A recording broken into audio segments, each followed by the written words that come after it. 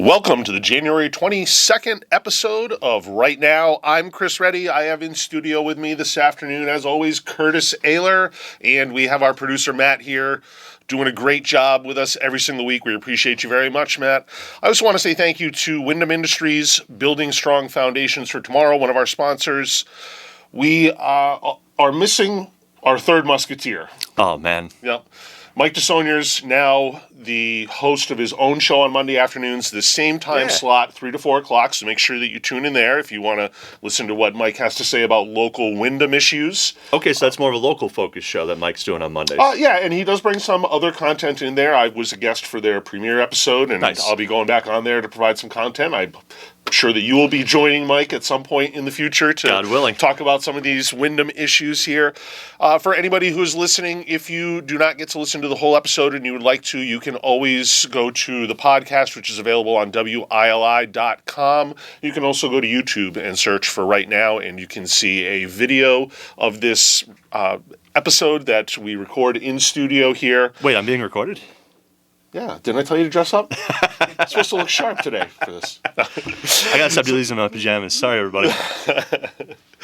So, speaking of being in work clothes here, Curtis. Oh, man. All right, we got some big major apocalyptic news coming this weekend with this snowstorm. I heard you stopped off at the Walmart today in advance of the big storm. I did, That's a cherished tradition, right? Brave the box store right before the snow apocalypse hits here, and I got to say that it was pretty much as I expected. I saw carts full of toilet paper and bottled water.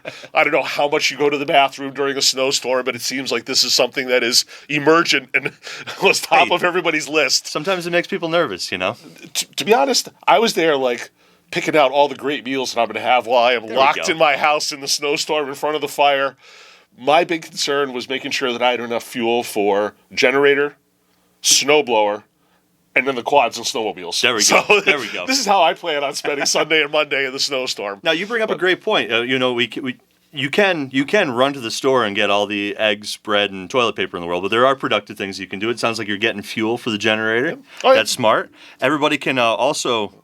Did you know that you can call for heating fuel, your heating oil, and your propane before the storm happens? You don't have to wait till Saturday or Sunday morning. You do not have to wait until Sunday morning. And I highly encourage that, because right after the snow, more than 12 inches we're supposed to get, right? Yeah, that's what I'm hearing, about 10, 12 inches. Yeah. Right after the snow, we're going right back into single-digit lows every night. So, yeah, everybody can get prepared with sensible things. After you're done shopping for toilet paper, you can make sure that you've got fuel for the generators. You can make sure that you've got heating fuel for your home. And landlords, check on your tenants. I was delivering heating oil all day up at Yukon, and the number of open doors and windows up at these apartment buildings it would blow your mind, landlords. Drive around, check on these tenants. They need help sometimes. So, are you prepared for the snowstorm? I've got it all. I've got the kerosene for the heaters in case the power goes out. I've got the propane for the furnace. I've got the gas for the generator. Excellent. We are going to be all set. What about you? You're all stocked up? Oh yeah. I'm prepared. We usually burn 3 to 4 cords of wood a year, so just had to restock some firewood in the house, get everything all set. Nice. Yep, and we're just gonna hunker down and let's ride out the storm. And that's right. Lemons into lemonade. These can be nice times to spend with your family if you end up being stuck stowed in at home. I do have to say, we talked about this right before the episode started. There has been a lot of tree work in this area by the companies maintaining the areas around the power lines. So hopefully that's going to decrease the incidence of power outages that we see with this.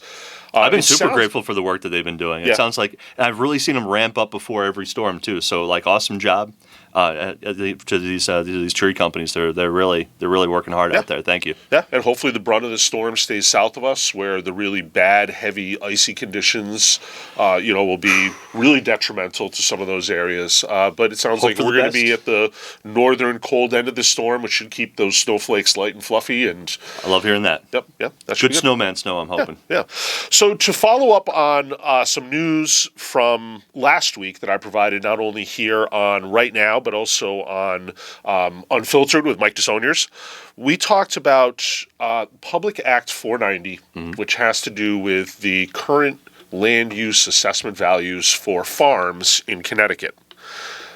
I had spoken about it the day before. There was a press conference at the Capitol last Monday. There was a press conference last Tuesday. This past Tuesday, just a couple of days ago, there was more of a public hearing style forum for farmers to come and speak about their experience of Public Act 490 and what this sudden dramatic increase in the assessed values that were provided by the Department of Agriculture and the Office of Policy Management with the state of Connecticut, October 1st of 2025. Huge increase. Many of these farmers, small farmers who run on really tight profit margins, and we talked to one of them on this show last week who was here. She and her husband own a cattle farm in Plainfields, and we talked about some of the implications of this tax assessment value change with her and other farmers.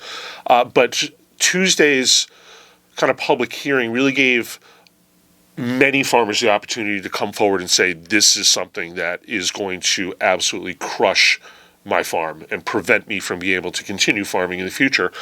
It being this is such a vital source of locally grown food for us and such a significant portion of the history, especially in eastern Connecticut, what ended up happening after Tuesday's kind of public forum, public hearing, was that the governor did take notice. There we go. And the governor actually halted the new assessment values from October 1st, 2025, reinstated the older 2020 values, which brought it back to a flat tax increase, no tax increase for these farmers.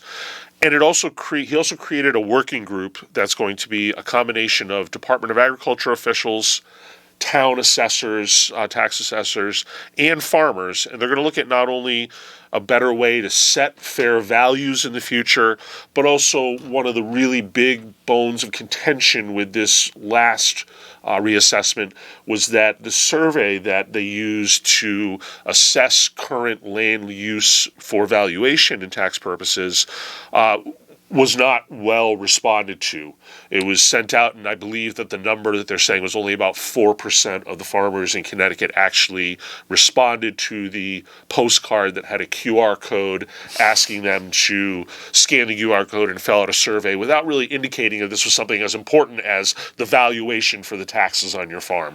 No, 4% feedback is more than enough to be able to. You think you get accurate data? Get accurate data and be able to reassess the value of every farmer's land across the state of Connecticut. Yeah, 4% should do it. If I remember statistics correctly, I think the margin of error is usually around 4%. So we definitely did not have a really significant population database to start from. But anyways, that is good news. Thank you to the governor for recognizing this and obviously doing something. You're being so nice to the other side now. You can take some credit, Chris. Well, thanks. I do want to say that it really was a couple weeks ago, a few very important people who have to do with conservative ideas and efforts in Connecticut who really brought this up through the farmers, were contacted by the farmers, myself included, and this was something we felt was extremely important. I will tell you that the press conference that I went to was almost exclusively Republicans in the room. That's what I saw. Yeah, it was, and it was great. They did a fantastic job. It was super organized. Everybody, if you're internet savvy, CTNs. Yeah, correct. Yep, the CT network, CTN. You can see both the public hearing that was held this past Tuesday and the prior Tuesday a week ago was the press conference. And the press conference was really powerful stuff. Yeah. The Republicans, the Connecticut Republicans, really organized a lot of farmers. They didn't center it around themselves. They're politicians. They're going to talk, but they were really making room for the farmers. And you heard some powerful stuff. It was certainly. Yeah. I highly recommend that people check that out on CTN. Yeah, and if you look at a lot of the Republican legislators in the state are from these rural farming communities and represent these rural farming communities. So obviously this is something that directly affects themselves through their constituents and is something that clearly was an important issue and something that was a dramatic change that really need to be addressed. And as I spoke to my guest last week, it was really crucial that we had something done before January 31st because that was the point at which there would not be the time available to change this if this was not completed before January 31st. It would have been something that would have been put off for another legislative cycle or until after the 2026 elections, and that's something that is not acceptable to these farmers. That's right. So I'm glad that this all came together and something was done. I'm sure, as you mentioned, the Democrats are going to take a victory lap with this. Sure.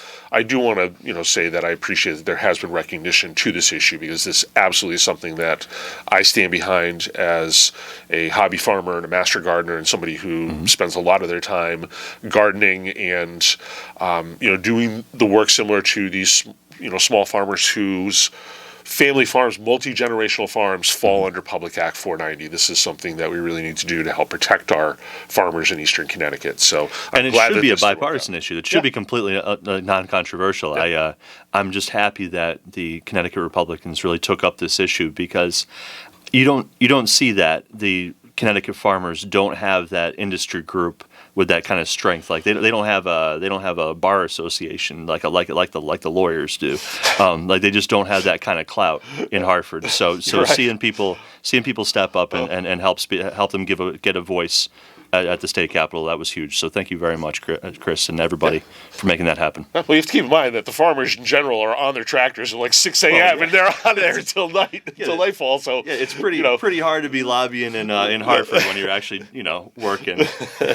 So thank you, farmers, for doing that. We appreciate your eggs and your milk and the little bit of tobacco that we still got left. Thank you. Yeah. So you and I both attended a Wyndham Council meeting on Tuesday night that not only dealt with some of the local Wyndham town issues, as our town council meetings do, but also provided a legislative priority update to us. Do you want to give the listeners a little bit of kind of your review of what was said there and some of the takeaways that you got from this discussion? It was billed as a state delegation legislative update and then Town of Wyndham's legislative priorities going forward into this upcoming short legislative session in Hartford. And I didn't see a delegation. I did see Susan Johnson, our state rep for the Town of Wyndham, was there, and as usual, she delivered with lots of preparedness, lots of energy. Susan Johnson is still really sharp and was able to work the crowd. What was interesting to me wasn't what was the priorities that were spoken about. It's your typical sort of issues. We'll talk about one of those in just a minute, but about what wasn't spoken about. Okay. Just before election season, Chris, we talked about it here on the show. I think we all remember that the biggest, hottest issue here in town was we need to save Wyndham Tech. Yes. Wyndham Technical High School, which is a state-run high school, right? That's how the tech schools work here in Connecticut. It's been slated to move to Mansfield for quite a long time now, but right before local elections, the biggest deal was we're gonna form a group. We're going to save Wyndham Tech. We're going to move them onto one of the old mill parcels. Yep. And then that was the hottest thing in town. Now here we are with just 2 months out from election day. Here we have the state delegation talking about their legislative priorities. You were at the meeting. I didn't hear anything about the. I didn't hear any mention of that either. So something must have happened in the back room that made people say we want to take a step away. Yeah, that's really concerning. Wyndham Tech is again, it should be a bipartisan issue. Wyndham Tech has been so important to the students here in Wyndham and in the region, but particularly in our town. It's been an opportunity for generations for people to get good skills and get good jobs and make this town run. So it's concerning when the hottest issue before election season all of a sudden doesn't even make the big legislative update. Priorities. Yeah, on the priorities list. Now, what was your impression of Susan Johnson? So one of the things that I heard that was kind of concerning to me was when it was brought up about some of the voting laws, and specifically with some of the statutes regarding early voting, and the burden that this has placed on some of our smaller towns where early voting is not as popular and clearly not cost effective. And the answer that I kind of heard was, Well, we want to see what the data has to say. What? And I think that really registrar voters, and we've talked about this multiple times on this show, we've had registrar voters in here Yeah. who have said this. both sides. Yeah, it is very clear that this is something that is not cost effective for these towns.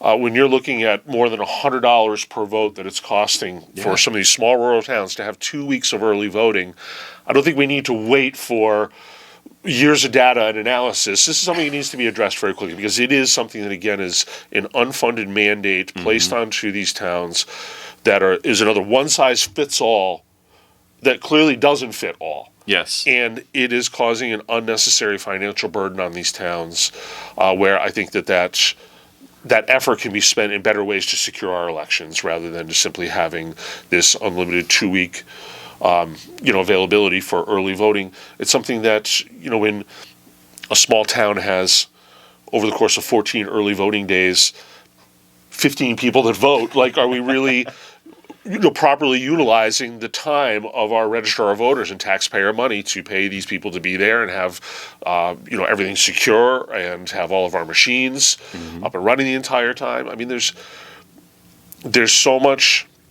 involved in these elections these days. Oh, it's amazing. I didn't believe it until I saw it myself. The cost has gone up so much in recent times that we really need to look at what is the best use of election funds to make sure that our elections are accessible, our elections are fair, our elections are free of fraud and corruption, and to make sure that it's also equitable to the taxpayers. These are things we need to look at. When I heard, well, we kind of want to see what the data has to say about it, I was like, no, this is something that we need to take care of. To kick the can down the road, what more data do we need? We've already had the extended early voting for a federal election. We've now had it for a local election. Presidential primary. Yeah, exactly. That was what started it off. So, exactly. So it's just amazing to me that we would want to wait for more data. I don't know what more data that you need. We have how many people voted. When Chris was talking about 15 voters in a small town, that's not hyperbole. That happened here in Connecticut. 15 people. Yeah. That's 1.1 voters a day. Right. While those poor registrars of voters and all the volunteers, like nice little old ladies that are helping you vote, you are just dragging these people into, like, just grinding them into the ground. These poor people that are just trying to do a nice thing for their town. And some of those early voting days are 12-hour days. Exactly. It's awful. It's awful. It's unbelievable. To be there for 12 hours and have one person come in and cast a ballot. It's not 1.1. Okay. Got to remember that point one. So anyways, that was kind of one of the big things that I took away from my perspective as a state legislative kind of impact that I felt there. I thought, but we have some other stuff that we've kind of previewed in the past few weeks. So we're going to turn tables just a little bit for the last few minutes of the first part of our segment before we hit the bottom of the hour here in our commercial break. And this was something that I teased a couple of weeks ago, but I really wanted to bring it up because it's going to lead us into what we're going to talk about for the second segment of the show. This is a white paper that was written by an energy policy analyst named Lisa Lanois. And this was specifically looking at the electricity costs of Massachusetts. And it really gets down to the source of the problem. And in fact, that's the title, is Massachusetts Electricity Costs, the Real Source of the Problem. And it's described as a data-driven explanation for ratepayers and legislators. And what this really evaluates is the single greatest increases in our utility costs, specifically electrical utility costs, over the past decade to 15 years. This one specifically looks at Massachusetts, but being our neighbor, being in the same New England regional greenhouse gas initiative plans with Rhode Island, Massachusetts, Connecticut. You can say it straight. I mean, whatever, we all know it. Whatever Massachusetts does legislatively, Connecticut runs along and follows 2 years later. I mean, let's face it. If we're talking about how Massachusetts electricity rates are and what's responsible for them, I mean, this is just a model of what Connecticut is or where it's going. Right, absolutely, and that's what they tried to. That's what she tried to explain in this particular article, and I do suggest that if anybody wants to really read this, it's not long. It's only a few pages. It's summarized really well and explains in perfect detail how the costs for generation, distribution, infrastructure that are under the control of Eversource, NSTAR, National Grid, whichever one of these New England electrical providers you happen to have, in our case, Connecticut Eversource. Really, what has been the most significant increase has been the portion of your bill that is controlled by the legislatures of the state. And what do you mean by that? Specifically for us in Connecticut, this is what we've talked about a number of times, and it's the public benefits charge. Really? There's another portion, they have it under a different name in Massachusetts. While there's many, many different components to the public benefits charge, and we've covered a number of these, from the reactivation of Millstone to provide nuclear energy back in 2017 and 2018 when that was argued and legislated and decided, and that money was bonded to help purchase future energy from Millstone at a set rate. Other components to this are some money for advertising for Eversource, for lobbying, for the hardship of bills that were on that moratorium from the COVID era that was extended for years and years and years. Yeah. So that amount, they just took off and bonded $500 million to pay down that public benefits charge. What we're going to talk about in just a minute is how that is going back up again, and that this is becoming something where, I'm going to say that there's some very questionable uses of this money, and we'll talk about it in the second half of the show here. But specifically, what they noticed in Massachusetts was that the renewable portfolio standards that were set to have specific deadlines to meet certain goals in these portfolio standards have become so expensive and so out of touch from a power purchase agreement standpoint, where we're paying 3 and 4 times as much for solar and wind energy than you would for another source. Wow. And it still is such a small percentage of our generation in Connecticut for our total electrical generation, that we really need to look at whether these programs are truly something that is a cost-benefit analysis type thing, where is this something that we really need to continue on in this same format with these same goals? And even the governor just a couple of years ago, changed the EV mandates that we had. So clearly some of these programs are not feasible financially and are causing unnecessary strain on taxpayers in Connecticut, because we are feeling it not only from paying for it through our taxes, but also now paying for it through these hidden taxes that are becoming apparent on the public benefits charge of our electrical bill. That's a great way to describe it, a hidden tax. Yeah. And I mean, credit to the efforts to make these a little more transparent. When you get your electric bill now in the mail or online, now you see those breakaways and you actually understand dollar for dollar how much that's costing you. When I look at my electric bill as a small ratepayer at just my home, month after month, that public benefits charge is about 15% of my bill. Right. That's a big premium. Yeah. So the conclusion of this white paper, and I'm going to read this to you directly from it.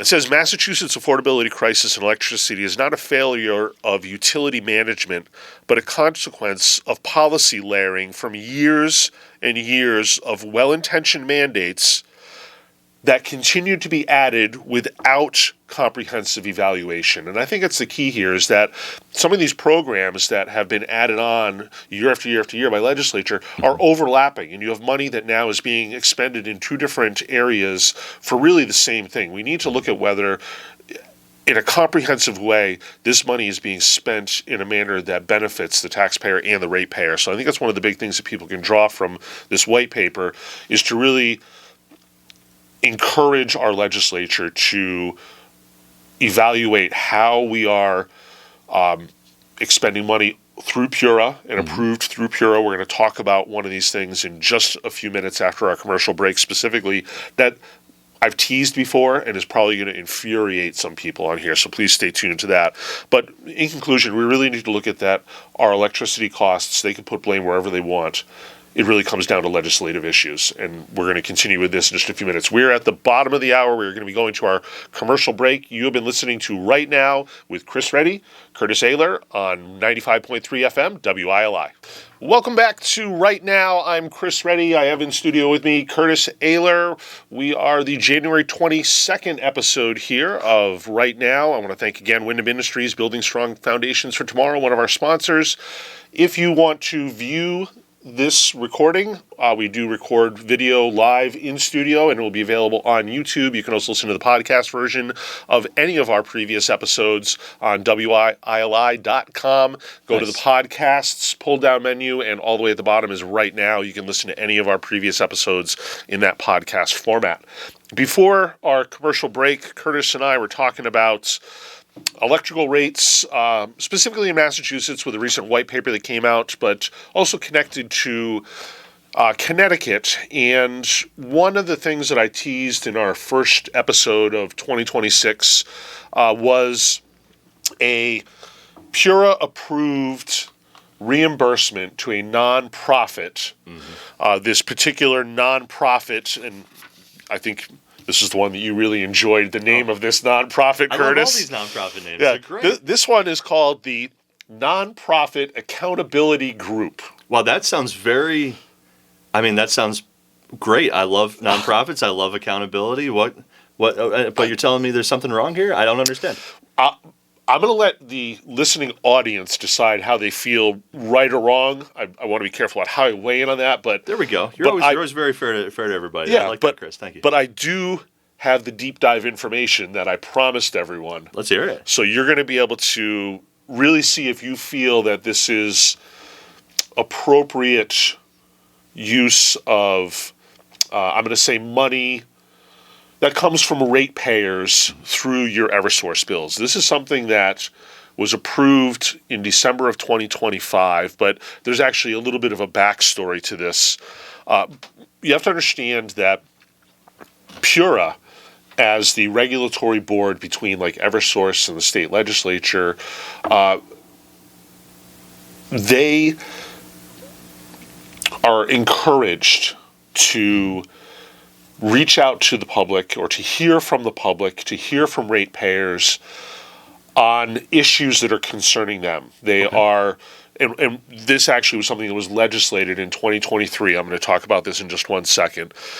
But this nonprofit accountability group, what I found out was that over the course of 2024 and 2025, through a total of either 4 or 5 reimbursements that were approved by Pura, and this was reimbursements for workshops that this nonprofit accountability group provided Pura to help them understand how to interact and how to best serve the community that they felt that they represented through their nonprofit. So I'll explain this in a little bit more detail in just one second here. But I want you to understand that this is actually something that was legislated in 2023, and it was under Senate Bill 7. And that was titled An Act Strengthening Protections for Connecticut's Consumers of Energy. Okay. And this was one of these big omnibus 83-page bills that had a whole bunch of other stuff in there besides just protections, strengthening Connecticut energy consumers. One of the things that was in there was something that was established that was called the Stakeholder Group Participation Program. Okay. Nothing wrong with that, right? Yep. And its intent is what I had just described, which is to increase the input and participation from groups representing the interests of residential utility customers. And now this is where there's a specific caveat to this, residing in an environmental justice community or receiving protection as hardship cases for difficulty in paying their electrical bills.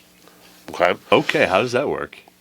Okay. So now, what happened over the course of 2024 and 2025 was that there were several workshops that were provided, and these workshops were provided by the Nonprofit Accountability Group to help understand how to participate in dockets that are brought forth to Pura.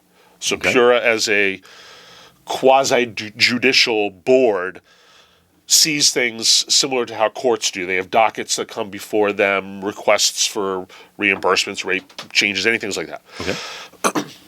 So this nonprofit was providing workshops on how to participate in that docket process and to bring issues to the docket before PURA. Okay. They've been reimbursed now a total of $192,513 Sounds like For some these- pretty comprehensive for these workshops. Yeah, for Okay. these workshops. Everybody gets a free laptop, I'm guessing? It probably could have with that amount of money, but I'm gonna give you the breakdown right now of some of these itemized budget areas. This was for one of these particular workshops, and this is only for a portion of it. This was an itemized budget from December of 2024 for Okay. $83,764. Okay.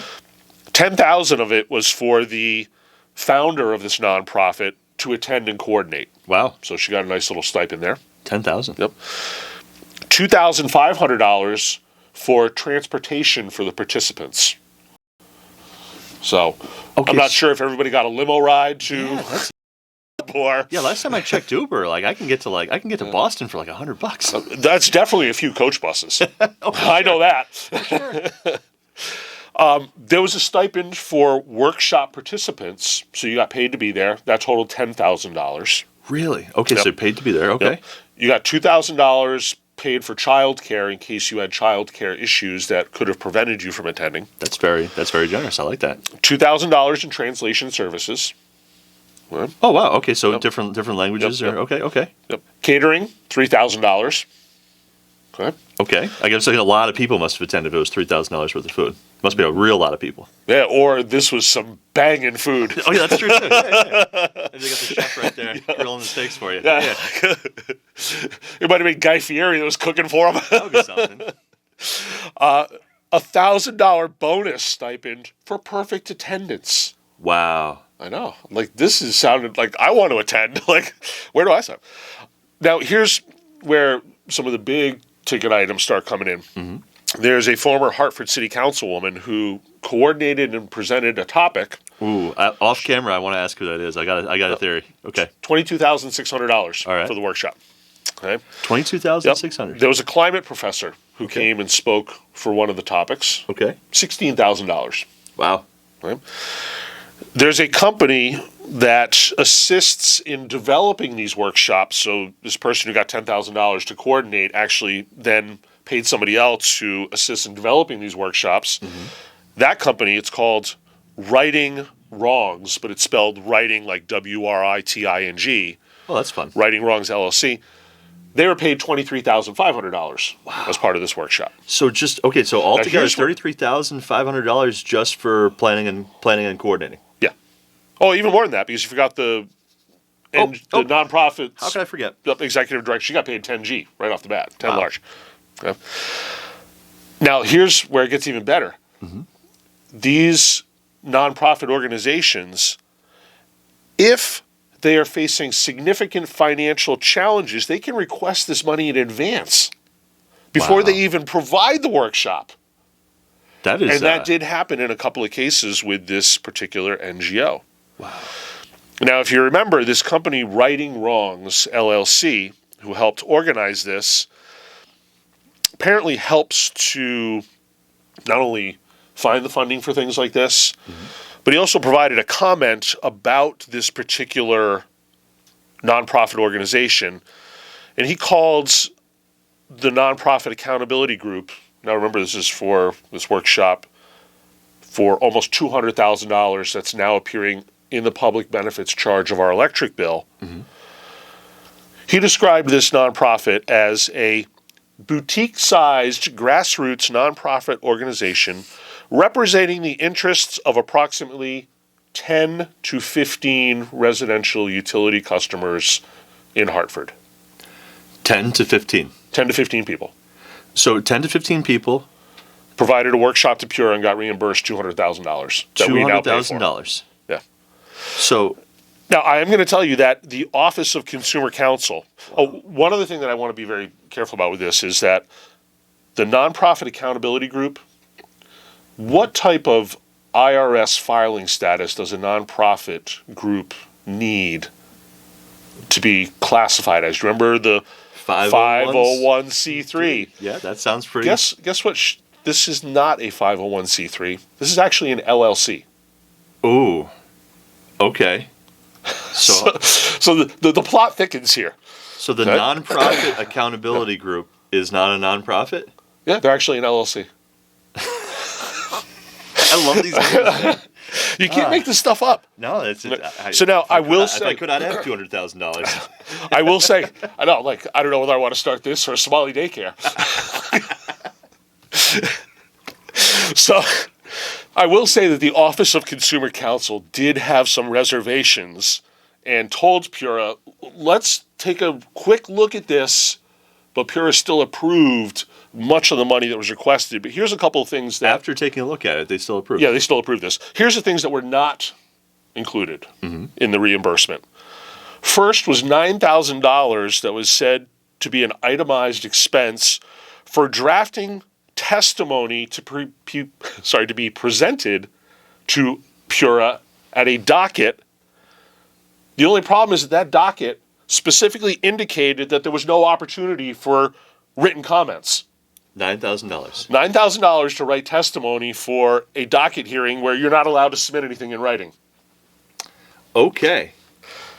There was also $5,000 for a fiscal sponsor fee. Wow. Which means somebody else had to get their hand in the little cookie jar there. Fiscal sponsor fee. Now, typically, yes, that is allowed. It's usually a 5 to 15% amount of projected revenue from this particular project. And the state does allow it to cover things like administrative overhead, grant compliance assessment, insurance if you had some big event that required you to have insurance. So things, but those things cannot be specifically funded through the money that they got as part of the Pura docket. So that's why that one was nixed out of there. Oh, so there are actually rules for how you're supposed to spend this money. Okay, cool. So we found one thing. So we can spend how much? Well, they cut $2,500 on transporting these 10 to 15 people, but but at least the $9,000 fee for what was that fiscal that was $5,000. Yeah, fiscal sponsor fee, $5,000. At least the $5,000 for fiscal sponsors was it called? Okay. Or the $9,000 for the documents that you weren't even allowed to submit. There you go. Okay. All right. So I'm glad they have some standards there at Pura. Good. Right.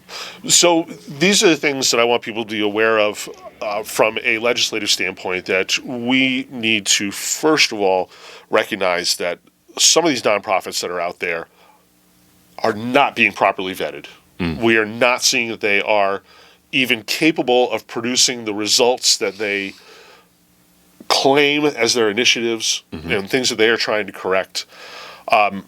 When you look at a boutique, self-proclaimed boutique-size nonprofit, they claim that their yearly revenue is like $100,000, which means that pretty much all they're doing is this workshop for Pura, getting the money. That does not sound like a nonprofit that is something that the ratepayers should be paying for. This is something where we need to look at this and say, we can't have this type of even questionable expenses go through and end up on our electric bill, because it's $200,000 now, $500,000 another time, another $700,000 third time, and it just keeps adding up, and we're in the same position we were a couple of years ago, where the public benefits charge is 25% of our bill, and everybody's pulling their hair out. So this is something, these type of stories are going to come out more and more, because we are seeing this. I told the listening audience a few weeks ago in our first episode of 2026 that I had a number of different fraud things that I was looking at there. One thing that I did bring up on Mike's show last week was that the Department of Justice has subpoenaed voter election rolls and records from 2024 from Connecticut because there was non-cooperation there from Connecticut when requested. I think that things are starting to show. We know across the country that SNAP benefit programs, WIC benefit programs, housing assistance, medical livery, daycare, we're seeing all these programs that have been exploited and taxpayers taking advantage of. Connecticut is going to be no different. It's a smaller scale. We're a smaller state. We've flown under the radar compared to the Californias and the Minnesotas, the New Yorks, and the Massachusetts. It's there. Yeah. We're starting to show it. I'm going to keep bringing this stuff to the listeners so that you can make your own assessment of this. We have about 12 minutes left in our show here, and I want to turn not to a different topic, but a related topic that's similar to this, and it ties into something that, again, I mentioned a couple weeks ago. It's this idea that not only the nonprofits, but also the unions in these blue states are really ones who have figured a way to control elections. They are spending huge amounts influencing our legislature each year. We're going to start to talk about some of those things right now. And one of the things that came out, I don't know if you heard this last week, was NEA, the National Education Association. No, I missed this. Okay. They were in the news? Political contributions came out for 2024. And when you look at the two largest educator unions, being the NEA, National Education Association, and AFT, the American Federation of Teachers, both of these, on both a state and on a federal level, contribute millions and millions of dollars every single year directly into lobbying, directly into contributions to political campaigns, and also into what's referred to as outside spending, where they're able to put money into secondary nonprofit organizations, or they donate to another union. And now the accountability and the transparency goes down to virtually zero. You can't track the money once you get to these multiple layers. What has been happening here? So one thing that came out last week was the NEA, and it was the 2024 political contributions. I want to start off by saying that when I look at unions, I can 100% support unions that are for the employees. Oh, sure. But as soon as they've taken on the role that many unions do today, and this goes back to Ronald Reagan in California, and I'll talk about that in just 1 minute, but these unions are no longer representing their employees. They become political action committees or even propaganda wings for political parties. And in general, with these and several of the other really large unions that we'll talk about in just a few minutes, in the amount that they're donating, the influence across this country is huge. Yeah. What the NEA came out with their 2024 political contributions was a total of $22,744,000. Wow, I wouldn't have ever guessed it was that much. 22 million. You're looking at $3 million in lobbying. Okay. $1.5 million in that outside spending. Okay. The total contribution just from the NEA to political action committees and political organizations since 1990 has been almost $135 million. No kidding. Mm-hmm. Wow. An additional $74 million in lobbying, and that outside spending almost $28 million. Now, you listen to some of the largest recipients of that money that flows through to other organizations. The top recipients for 2024, their own NEA Advocacy Fund, Political Action Committee. Senate Majority Political Action Committee, $4.4 million. Educators for Ohio, House Majority Political Action Committee, Workers Vote, America Votes Action Fund, For Our Future, Future Forward USA, In Union USA. You look at that compared to the AFT, which has very similar numbers and has very similar top recipients. Mm-hmm. The American Federation of Teachers in 2024 had almost $16.5 million in contributions. Their total contribution since 1990 is at $145 million. So you're looking at almost $300 million between just two educator unions. And the sad thing is that when you look at the NEA, for every $2 they spend on politics, they only spend $1 representing their union employees. Ooh. That's not a good. Yeah, that's not a good ratio. Now, well, Wyndham teachers here in town, they're represented by AFT. So hearing that much money getting Both skimmed of off them their are. paychecks are Yeah, both going. of them are in Connecticut because NEA and AFT are both unions Yep. that are available in Connecticut Yep. for that. But then you add into this two of the other really big national unions, SEIU, which is the Service Employees International Union, Oh yeah. and then the American Federation of State, County, and Municipal Employees. For the 2023-2024 election cycle, those four, NEA, AFT, SEIU, and the American Federation of Municipal Employees, over $915 million lobbying and influencing elections in the 2023-2024 election cycle. Wow. Not everyone is a union member. If you're not a union member, you have to look at this and say, wow, there is so much money for union purposes flowing directly into these campaigns. I felt this when I talked to people as I was out door knocking in 2024, where a lot of people said, you know what, I don't vote because of things like this, where unions and nonprofits have so much control over our elections that one person's vote feels like it's negated by these huge organizations that are dumping hundreds of millions of dollars Yeah. to promote candidates and campaigns and political action committees that, and it's overwhelmingly lopsided. And to give you an idea that when you look at the state level, that $915 million that I mentioned between those four unions at the state level, 95.8% of those contributions went to Democrats. Wow. On the federal level, it went up to 98.8%. Okay. So now you have a system, and this goes back to one of the things that I mentioned just a couple minutes ago about Ronald Reagan, and this is what sent this whole union spiral happening. When Ronald Reagan was the governor of California, he was the first to allow police officers and firefighters to become unionized. Oh, okay. I did not know that. After that, that opened the door for Jerry Brown, the next governor, to now allow state employees to become unionized.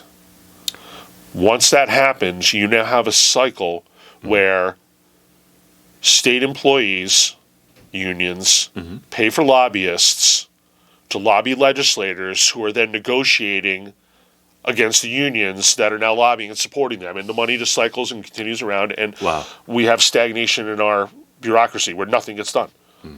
Right? We can't make changes happen when that's the type of thing that happens there. So I didn't realize it was so recent.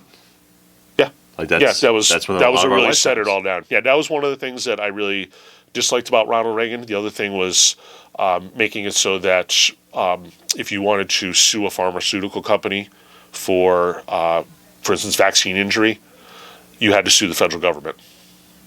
I had no idea. Yeah, Wow. that was the other thing that Ronald Reagan did. So, Bad with the good. yep, With the good. yeah, yep. So now that we've kind of like talked about some of this stuff, and we're going to get into some specific details right here in Connecticut. I'm trying to give like this broad overview. We have just a few minutes left in our show here.